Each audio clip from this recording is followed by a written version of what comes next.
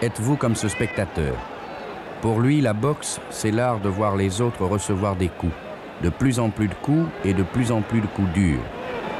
Et c'est pourquoi en France, aujourd'hui et peut-être dans le monde, il y a de plus en plus de spectateurs pour compter les coups, mais de moins en moins de boxeurs pour en recevoir.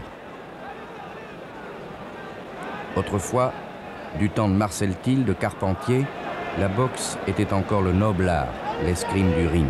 Aujourd'hui, elle est devenue cela.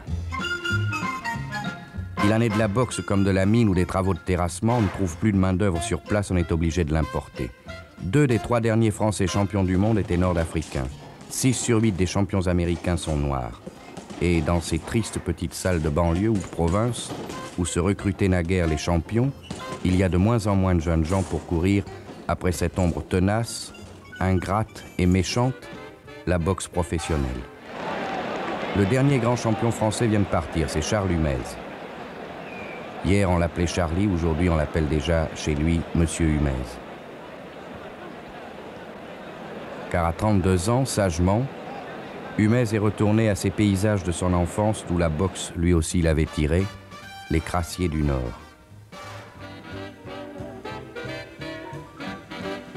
Et c'est à lui que je suis allé demander de vous livrer le secret de cette crise. Charles Humez, je vous le dis tout de suite, je ne connais rien à la boxe. Et en cela, je suis sans doute comme beaucoup de Français, comme beaucoup de téléspectateurs qui vous regardent en ce moment, qui vous connaissent bien, mais pour qui, malgré tout, le personnage d'un boxeur demeure une sorte d'énigme vivante. Et c'est pour essayer de comprendre cette énigme que nous sommes venus chez vous. Et je pense que l'un des moyens que nous avons de la comprendre, c'est que vous nous expliquiez tout d'abord les raisons de votre abandon. Pourquoi quittez-vous la boxe à votre âge? En toute franchise, depuis quelque temps, j'étais pas en grande forme, et je vous dis, c'était fort dur à revenir. Et tous les jours, ça me travaillait terriblement. Tous les jours, ça me passait dans la tête. Est-ce que ça va revenir ou pas?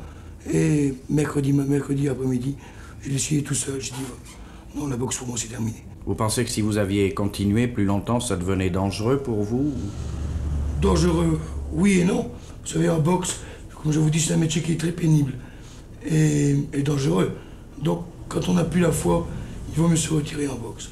Vous avez pensé quelquefois au cours de votre carrière, au cours de combats particulièrement durs ou après, que la boxe était un métier très dangereux? Vous songiez quelquefois au danger qui guette le boxeur ou pas? Ça m'est arrivé parfois, oui. Quand j'étais pas en très bonne condition, j'ai fait quelquefois des matchs durs dont je n'étais pas en bonne condition. Et j'ai pensé quelquefois à l'accident, malheureusement, qui arrive quelquefois en boxe. Oui. Madame Humez, y pensez? Oui, beaucoup aussi. Est-ce que vous assistez au combat de votre mari? Non, les débuts, oui, mais ça faisait 2 ans que je n'assistais plus au match. Pour quelle raison est-ce que je peux vous le demander? Parce que j'étais trop énervée, et puis je vous dis toujours l'appréhension de le voir prendre un mauvais coup ou de le voir KO. Vous l'avez vu blessé quelquefois? Oh oui, plus d'une fois, oui. Et alors, depuis 2 ans, vous attendiez le résultat des combats chez vous? Oui, j'attendais à la maison, ou alors je l'accompagnais un peu partout, mais j'attendais à l'hôtel, ou j'attendais le résultat dehors. Mais enfin, je ne rentrais plus dans la salle. Vous écoutiez le reportage à la radio, par exemple? Ah non, encore moins. J'aurais préféré le voir à ce moment-là que d'écouter la radio, parce qu'au moins on voit les coups, on voit ce qui arrive. Qu'à la radio, on ne voit rien, et c'est plus dur d'écouter la radio que d'être dans la salle. Vous avez été KO une fois, je crois. Oui, contre du rando, oui. Oui. Qu'est-ce que c'est exactement le KO? Qu'est-ce qu'on ressent? Comment ça se passe? Ben, comme je vais vous l'expliquer, le mien, vu que c'est le seul, j'ai eu les jambes coupées, je me suis retrouvé par terre, et bien que j'étais conscient, je me suis relevé trop tard. L'arbitre m'a déclaré out. Vous vous êtes relevé trop tard, pourquoi? Parce que vous n'avez plus la force ou la volonté de... Non, je crois que j'ai pu attendu compter 8, 9, 10. On a dit de vous que vous étiez très méchant sur un ring. Or, ce que je vois de vous, ce que je connais de vous, montre que vous n'êtes pas méchant du tout dans la vie. On change sur un ring? Oh, sur un ring, j'étais méchant, oui, parce que j'ai toujours eu la hargne, le hargneux, qu'on m'appelait, et car mes matchs, je voulais les gagner. Et en boxe, si vous n'êtes pas méchant, vous savez, vous n'avez pas beaucoup de chance. Il n'arrive jamais, peut-être que la question que je vais vous poser va beaucoup vous surprendre, il n'arrive jamais que sur le ring, tout d'un coup, vous pensiez que l'homme sur qui vous tapez est un homme? Non. Franchement, car la boxe, c'est un métier quand même qui vaut beaucoup de méchanceté, même si je peux dire, pas dans le combat, dans le match. Et si je ne l'aurais pas frappé, c'est lui qui m'aurait frappé. Donc vous ne pensiez pas du tout, il n'y a pas de pitié, je veux dire? Après le match, il m'est arrivé un peu pitié pour mes adversaires. Parce que vous les aviez abîmés ou... Oui, ça m'est arrivé, mais pendant le match, je vous dis non, Oui. car c'était mon métier. Au cours de votre carrière, avez-vous été déçu par la boxe à certains moments? D'être déçu, j'aurais voulu faire le chemin du monde un jour. Et j'étais tant soit peu déçu que les Américains m'ont jamais donné ma chance. Car j'étais 2 ans challengeur au championnat du monde. J'ai toujours entendu pendant 2 ans le beau vouloir des Américains.